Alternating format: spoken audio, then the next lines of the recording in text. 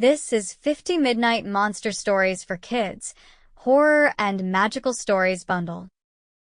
Written by Yash and narrated by Yash. Story 1.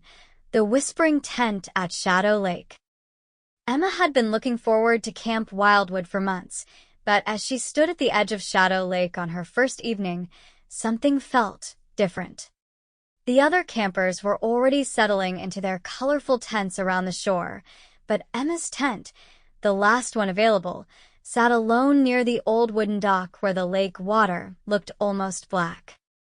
"That's tent number 7, said Jake, a returning camper with freckles and a mischievous grin. "Nobody ever wants to sleep there." "Why not?" Emma asked, adjusting her backpack straps. The green canvas tent looked perfectly normal to her, maybe a little older than the others, but nothing scary. Jake shrugged. "Probably just silly camp stories. You know how it is." But his eyes darted away as he spoke, and Emma noticed he took several steps back from the tent. As the sun dipped behind the tall pine trees, casting long shadows across the lake, Emma decided to be brave. She was 11 years old and had been camping with her family plenty of times.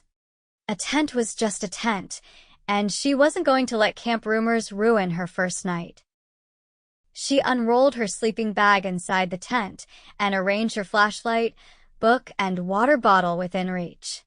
The fabric walls felt sturdy, and the ground was soft with years of fallen pine needles. This would be fine. But as Emma zipped up the tent flap and settled into her sleeping bag, she heard something that made her freeze. It was soft at first, like wind through the trees, but then it became clearer. Whispers. They seemed to come from the tent walls themselves, just quiet enough that she couldn't make out the words. Emma held her breath and listened carefully. The whispers weren't scary exactly. They sounded more like conversations, like people talking very quietly just outside her tent.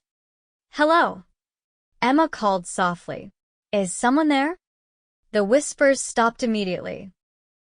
Emma waited, her heart beating fast, but heard nothing except the gentle lapping of lake water against the dock.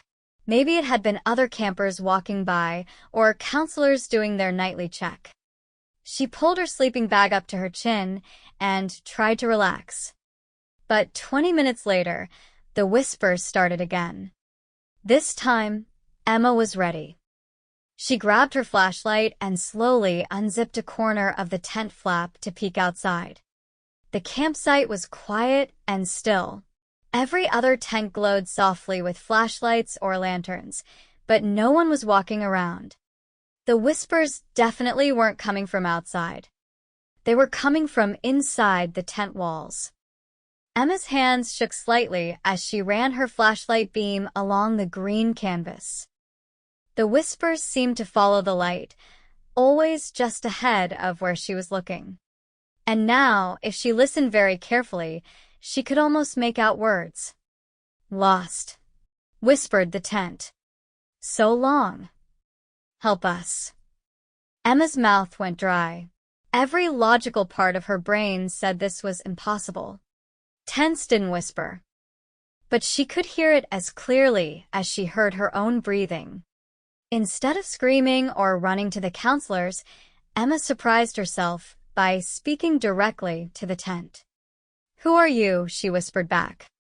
The tent fell completely silent, as if it was surprised she had answered.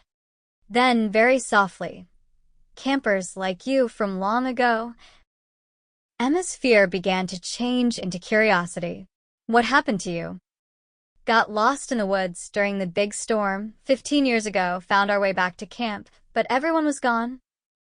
Emma remembered what her counselor had mentioned during orientation, how the camp had closed for several years after some campers went missing during a terrible storm and didn't reopen until new safety measures were put in place. Are you ghosts?" Emma asked gently. "We don't know. We just remember this tent. It was ours. We made it back here, but couldn't find our way home." Emma felt her fear melt away completely. These weren't scary ghosts trying. Sample complete. Ready to continue?